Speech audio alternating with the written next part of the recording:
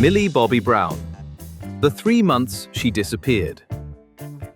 She was 22 years old, married, a mother, one of the most recognized faces on the planet. And in the space of 20 minutes, all of it nearly came apart. Millie Bobby Brown had just been chased down a public street by strangers she'd never seen before. When it finally ended, she stepped into an elevator, turned to face the wall, and shut down. Not for a day, not for a week, for 3 months. This is the story of what fame actually costs, and what it took for a girl who grew up fighting monsters on screen to find real peace off it.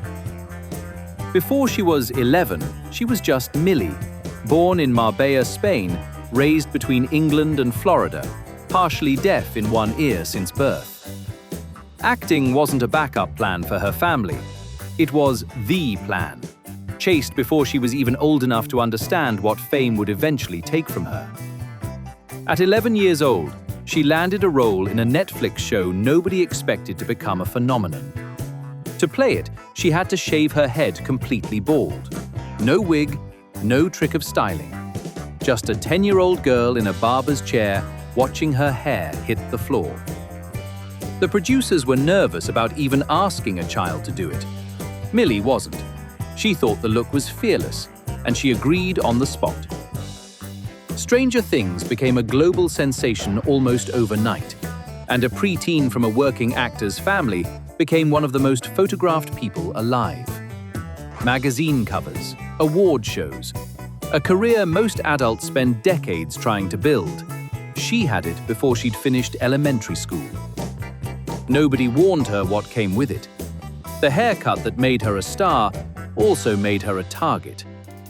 Back at school, kids who had no idea she was about to become famous simply saw a 10-year-old with no hair, and they didn't let her forget it. She said the bullying lasted for years, in person, from peers who had no concept of what she was quietly building on set. Then came the internet. As the show exploded, the bullying didn't disappear, it just changed shape and got sharper. She's described opening her phone to messages full of anger and outright threats, and she's been blunt about it since. Bullying isn't harmless, and it isn't just words. It puts a child's mental health directly at risk. By 15, the commentary shifted from her hair to her body, her clothes, her face.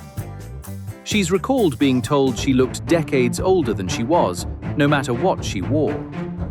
And here's the part that stings most. Her male co-stars, Finn Wolfhard, Caleb McLaughlin, were almost never picked apart the same way. Headlines praised their performances. Headlines dissected her. In her own words, "Women don't win because we don't get to win." At 17, after one especially difficult experience online, she deleted social media from her phone entirely. And underneath all of it, she was still just a teenager who'd never had a normal one. In one interview, she admitted something quietly devastating. She never went to school, never built the ordinary social skills other kids pick up by accident, and struggled to make friends her own age. She had global fame and almost no version of a childhood to go with it. For nearly a decade, 11 wasn't just a role, she was a second family. The cast, the crew, the set that became a second home for most of her adolescence. So when Stranger Things finally wrapped, Brown expected relief. What she got instead was something closer to grief. "I went into a little bit of a slight depression," she later admitted, reflecting on the end of the show. Coming off the biggest project of her generation should have felt like freedom. Instead, it felt like loss. The loss of the only version of growing up she'd ever known. That quiet depression turned out to be the calm before something far harder.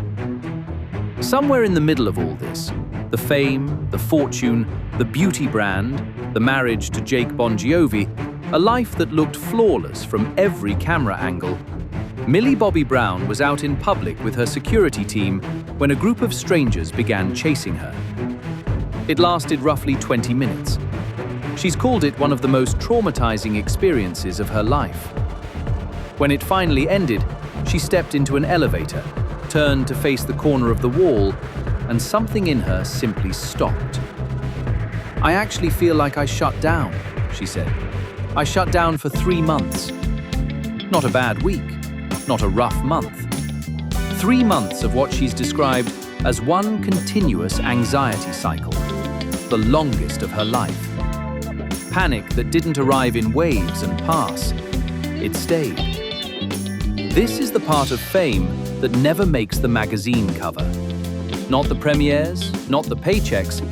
The moment a 22-year-old global star gets chased down a street like prey and has to find her own way back from it, because there's no manual for what she just survived. The trip to Japan wasn't planned as therapy.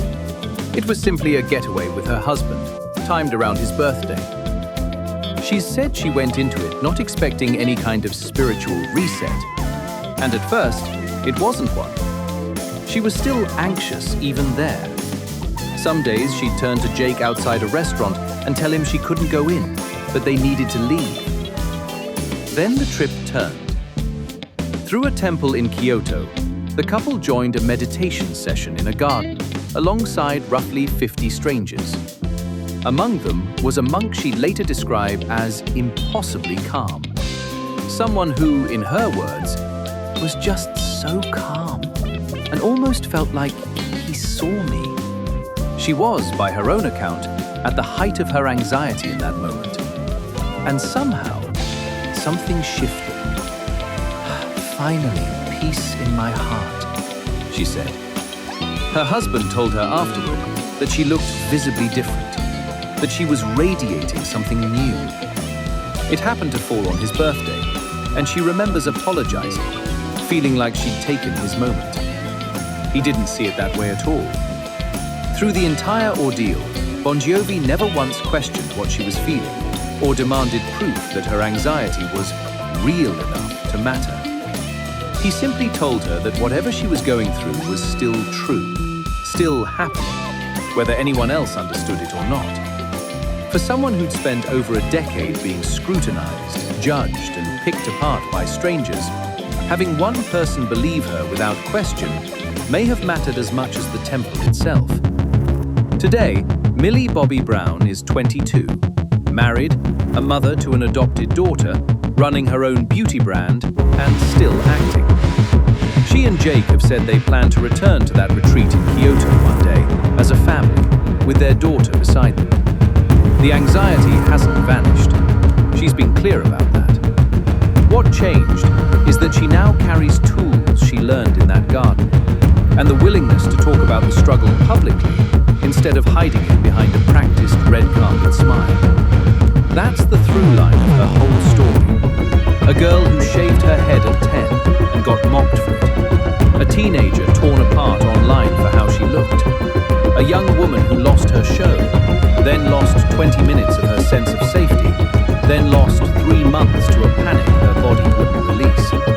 And still standing, still speaking, still choosing to tell the truth instead of performing a piece she didn't feel. That's the cost of fame that never makes the highlight reel, and exactly why it deserved to be told. If this story moved you, that's what Pain and Bars is here for.